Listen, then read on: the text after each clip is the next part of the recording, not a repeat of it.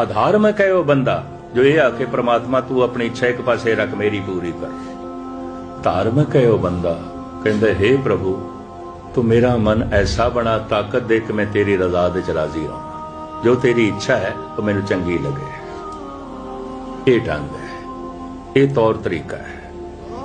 परमात्मा दीयां इच्छावां कई दफा साडियां इच्छावां नाल मेल नहीं खांदियां, फिर ते श्रद्धा नूं बना के रखना बड़ा औखा हो जाएगा, विश्वास नूं बना के रखना औखा हो जाएगा। धन गुरु नानक देव जी ने चरपड़नाथ नूं समझाया, लहरां नूं देख के बेड़ी रोकनी नहीं चाहिए।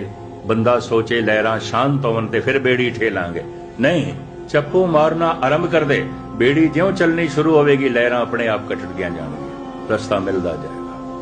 भावें समस्यावां ने, भावें अनंत तरह दीयां समस्यावां ने, पुरखा तू जप आरंभ कर दे, लहरां दे चों तेरी जिंदगी लंघ के पार हो जाए।